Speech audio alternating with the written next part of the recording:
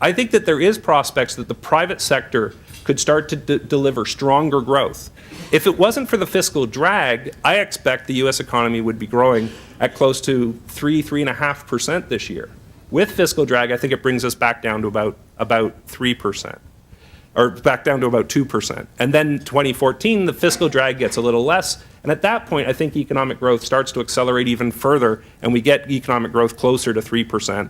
And quite frankly, the number does matter. Because if your economy is growing at 1%, it feels like a recession. If it's growing at 2%, it feels like times are tough. If it's growing at 3%, it actually feels like finally you're actually getting some good economic times. And I think that is in store for 2014. So this year, I think over the course of the year, the first part of the year, the early part of the year is going to be the weakest part of the year. I think the stronger part is going to be the second half of the year. When we think about the state economy, I think what we're going to find is a similar trend. Because of the impact of Hurricane Sandy, it really depressed economic activity, it disrupted economic activity in the late part of last year. It creates a weak handoff heading into this year. So if you look at the annual numbers, it's probably going to show a growth number of below 2%. But what it won't tell you is what's actually happening over the course of the year. I think what we're going to find is over the next 12 months, things will in fact get stronger for the state economy. And in terms of the local real estate market, I think it will benefit and participate in the stabilization and the gradual recovery in home prices that we're likely to see. We're not going to have booming home price growth because the foreclosures that are out there are still acting as a drag on the pace of recovery. So we have to be realistic about it. But quite frankly, home prices rising in the sort of 3 to 4% range this year is not unrealistic. So at the end of the day, I do think things are gradually getting better.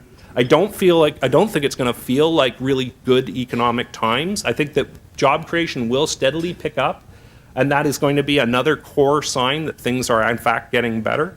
The one thing I would flag to you is watch out for the unemployment rate, because in fact, the unemployment rate has been falling over the last year, but the pace of job creation has actually not supported that decline in the unemployment rate. In actual fact, when you look at the data, one of the core reasons the unemployment rate has fallen is because people have left the labor market. This is actually a negative, right? Now, it's a bit perverse, right? So the way we measure unemployment is you not only have to not have a job to count as unemployed, but you also have to be looking for work. If you don't have a job and you don't look, you don't count. Right? So if you leave the labor market, the unemployment rate actually improves. But if you've left the labor market because you don't think there's job prospects, that's not a good thing.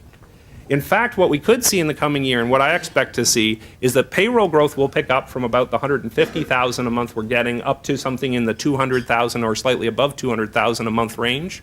But I also think there's a risk the unemployment rate could actually head higher as people start to come back into the labor market looking for jobs.